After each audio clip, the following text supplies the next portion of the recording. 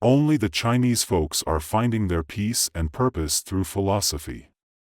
The Westerners have Christianity, the Arabs have Islam, and other ethnic groups have their own religions. The Indians call it Hinduism now, and that's their way to find peace and purpose. The idea of sin is a religious principle. Because of sin, we put ourselves down, and by doing that, we see life as part of God's plan and work, which helps us rise above the struggle between life and death.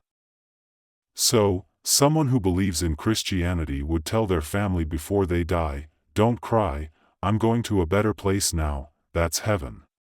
Because I believe that my life and actions can stand up to Judgment Day, I have this confidence."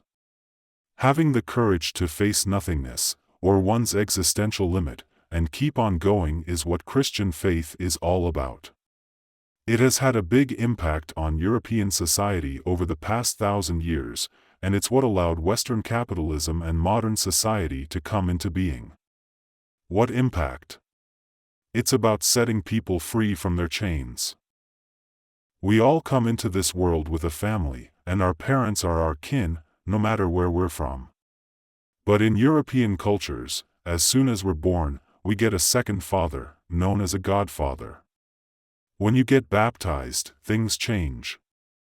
Suddenly, when you're at religious events with your real dad, he's not just your dad anymore, he's your fellow believer.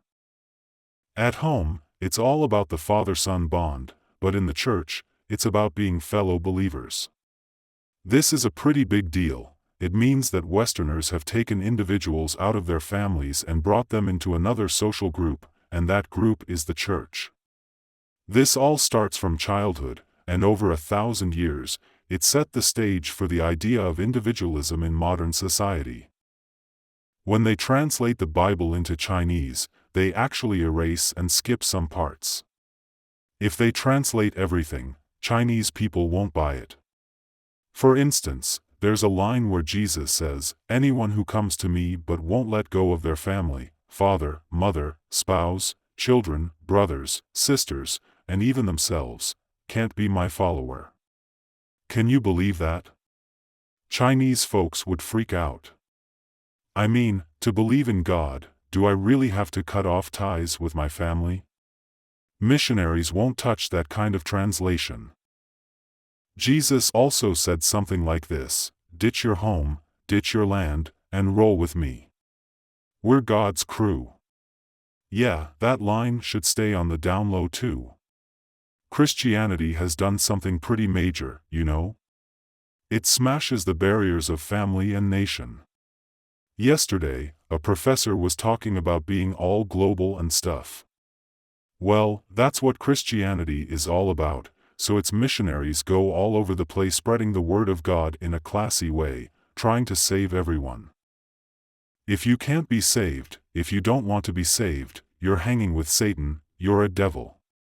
That's how it goes. You're taken out of the family and put into another group as an individual. When Christianity started to fade, the whole community fell apart, and those who couldn't go back to their families ended up in modern society.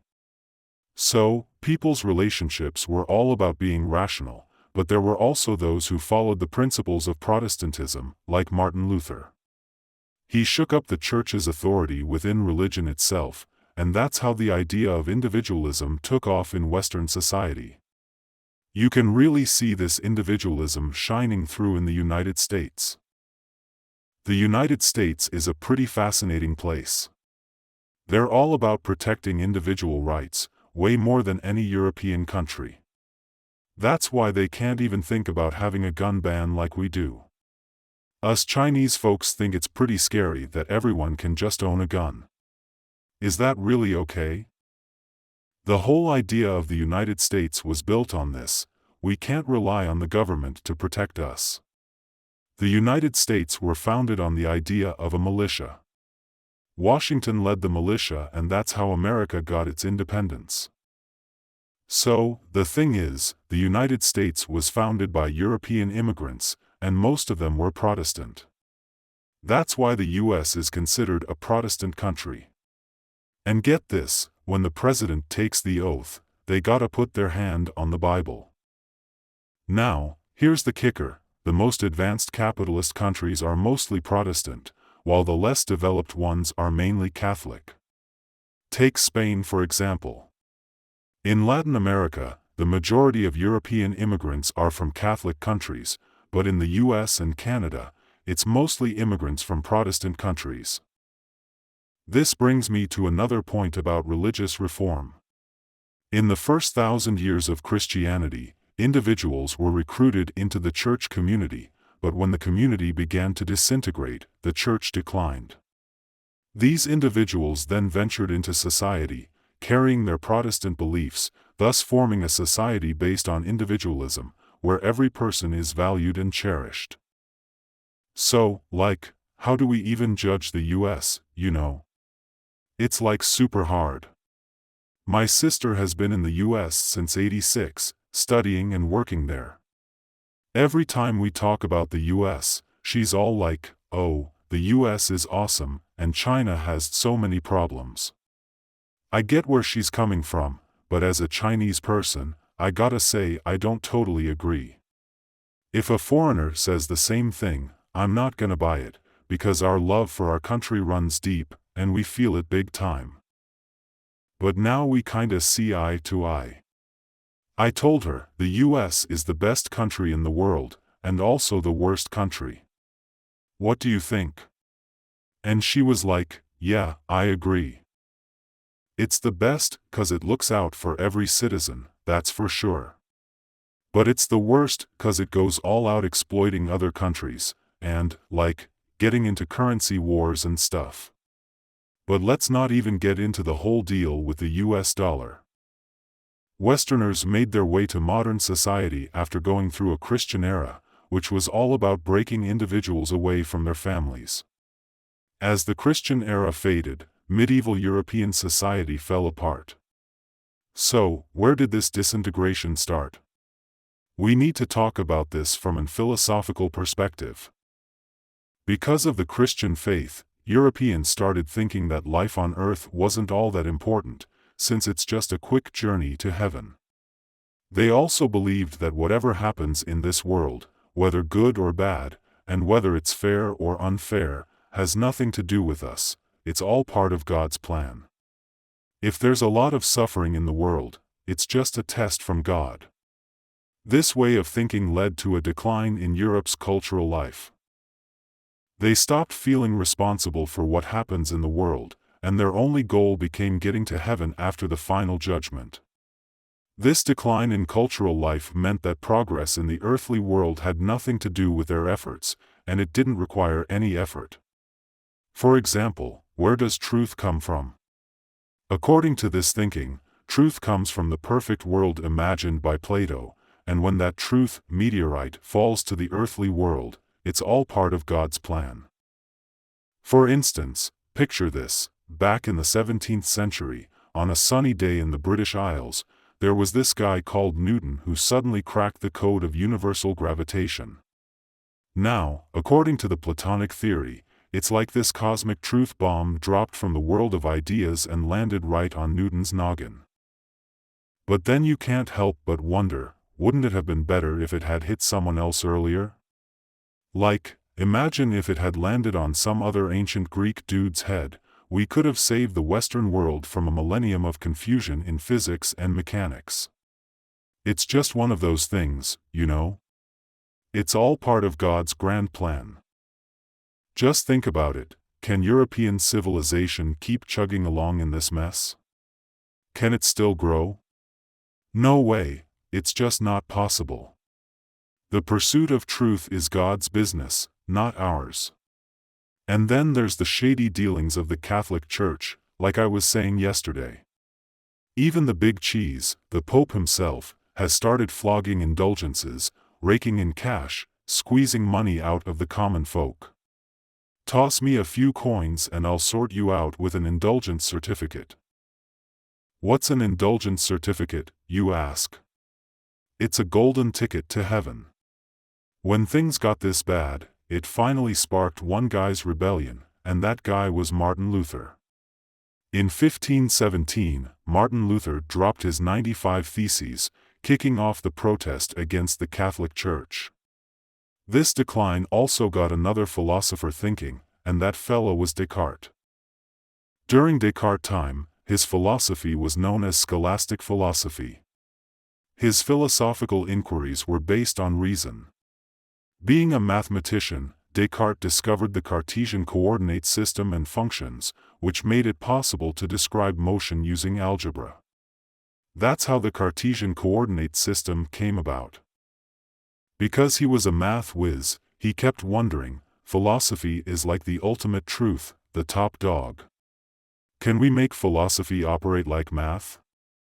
What's so great about math? It doesn't bother proving obvious stuff, but builds its theorems and conclusions from self-evident axioms. This morning, we talked about those axioms, like the one about parallel lines, which don't need proving. As soon as they're out there, everyone's on board. That's what we call self-evident axioms. Then theorems come from the axioms, and conclusions come from the theorems. Can you question a math theory system like that? No way. It's rock-solid knowledge. So, can we pull off the same thing in philosophy? So far, the starting points of philosophy have been shaky. Take Plato's idea of the world of forms, for instance. It's up for debate. And even the existence of the physical world around us, or our own bodies, can be called into question. Maybe it's all just a God-given dream, a trick to make us think we're alive while everything around us is just an illusion. That's why Descartes doubted everything. He was on a mission to find something that couldn't be doubted.